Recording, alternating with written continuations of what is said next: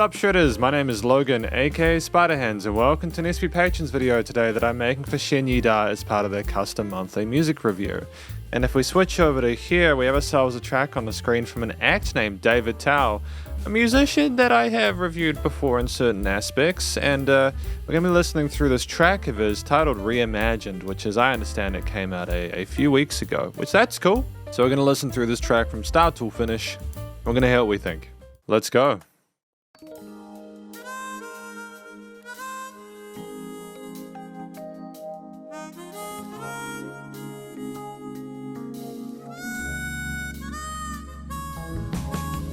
Lots of soul immediately. Got used to those keys there.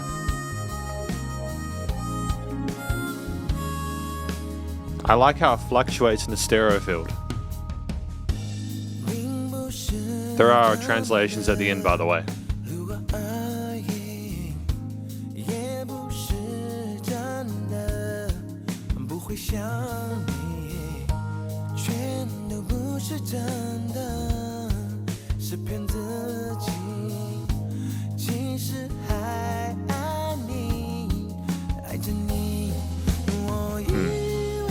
Slick drum fill.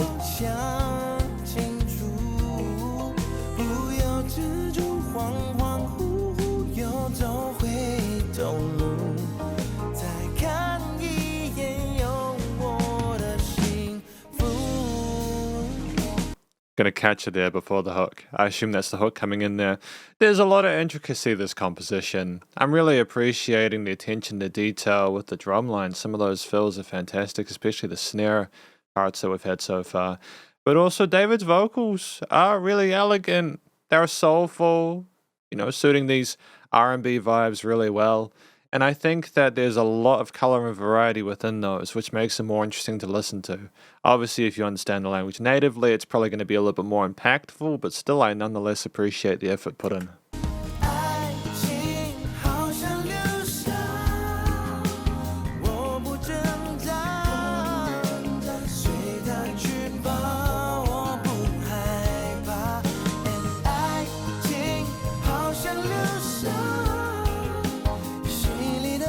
Got a funkiness to it, man. The bass line is just grooving, dude. Those octaves.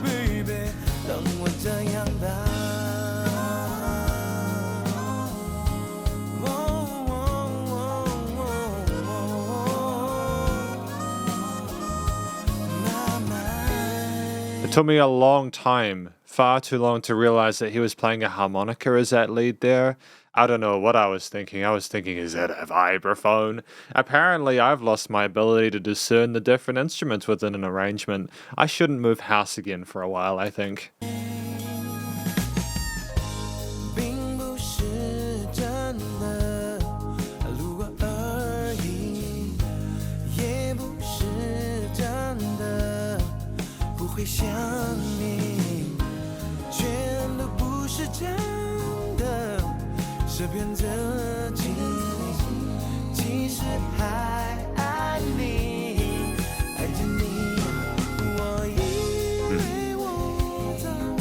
Subtle 16th ghosts on those hi-hats are wonderful, man.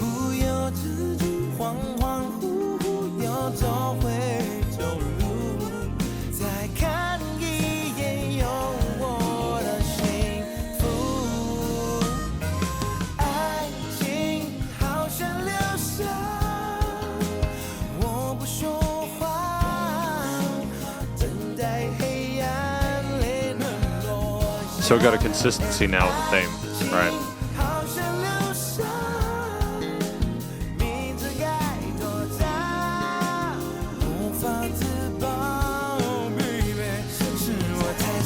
I dig the slap bass. I think that that's really sexy sounding. I think that it's very appropriate for this. It does sound incredibly sultry. The music video as well, by the way, is very mysterious. I'm not really sure how to interpret it, but I nonetheless appreciate the creative endeavors put in. This seems like a big project for David Tao.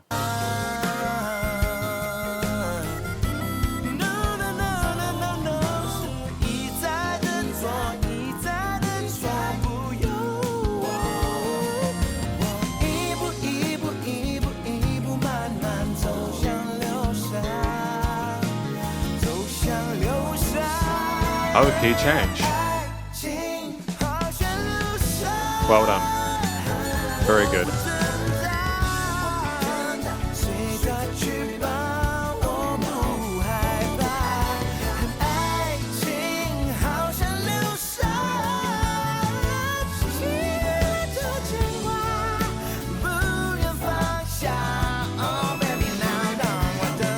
A little bit of riffing there.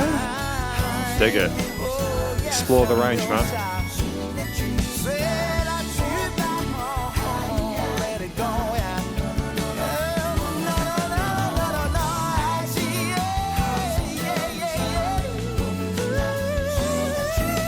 Fantastic falsetto as well.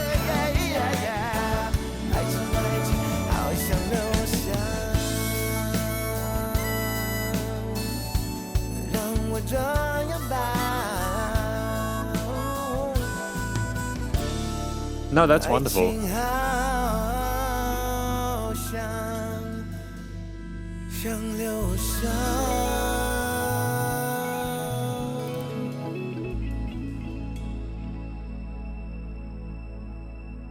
Man, there was a lot of people involved in this.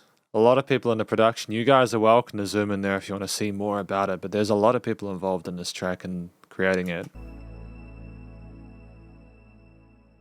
I kind of appreciate when you have that bigger team.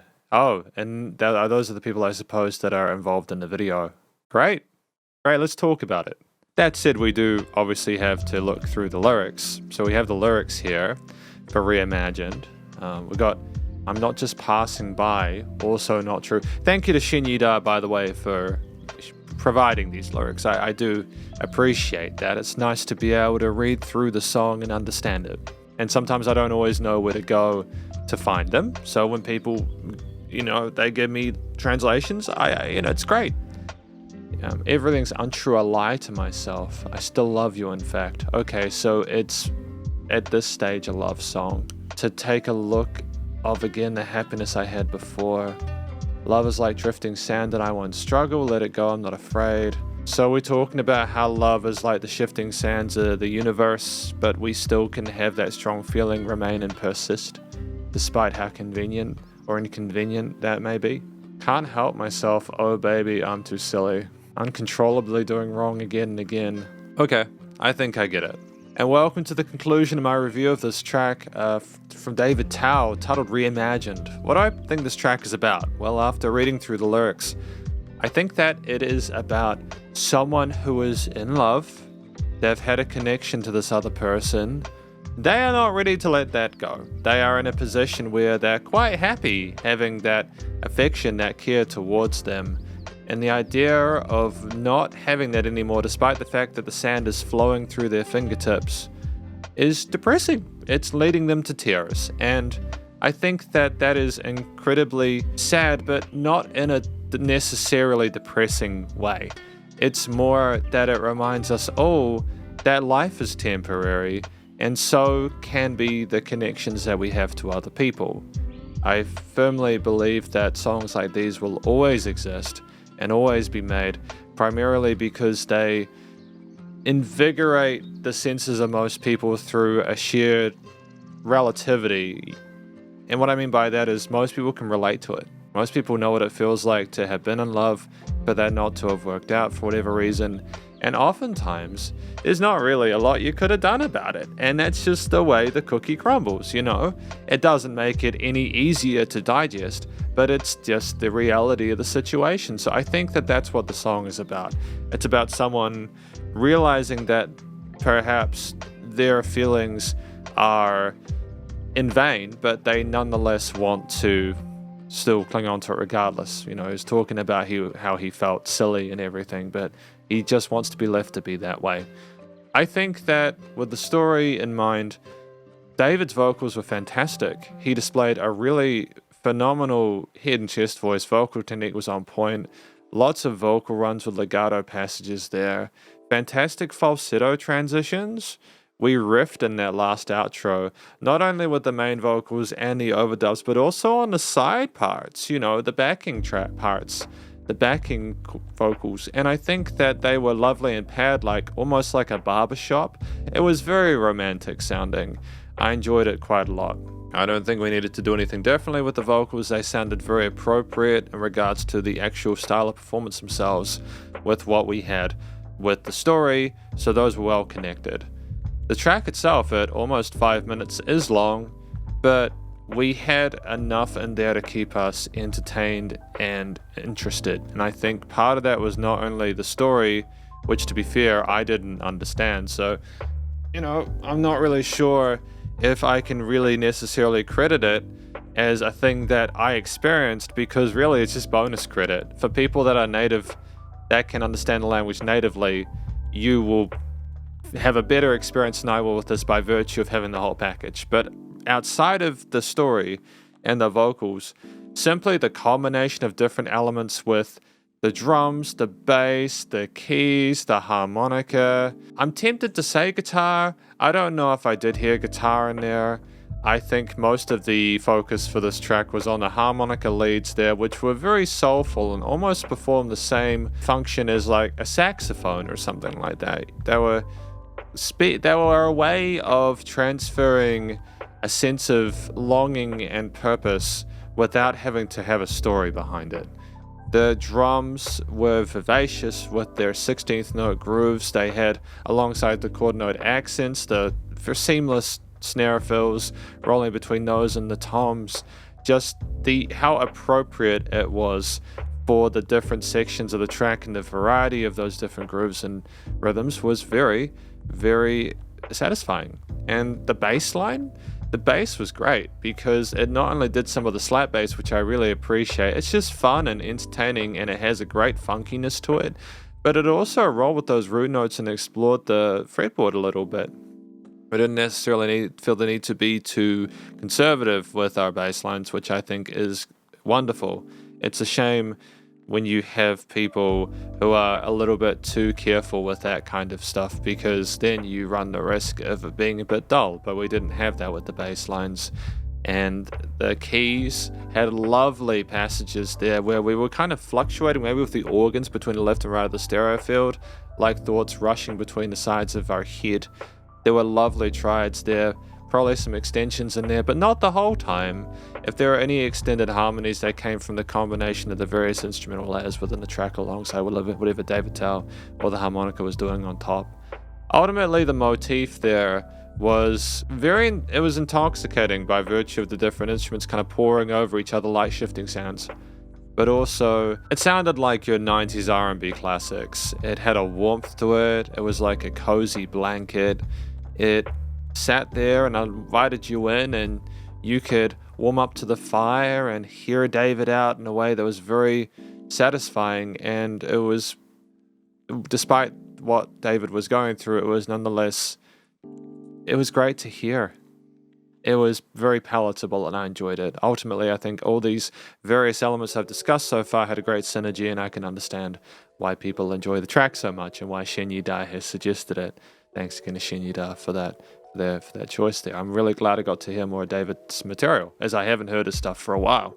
Finally, the studio recording, mixing and mastering, the production was fantastic. I really did enjoy what was going on with the sound of the vocals, the filtering and EQing there. The instruments were well leveled within the mix. Things were nice and stereo feel with a bit of automation or sort of blinging or hand shifting between left and rights there with like the organs and such.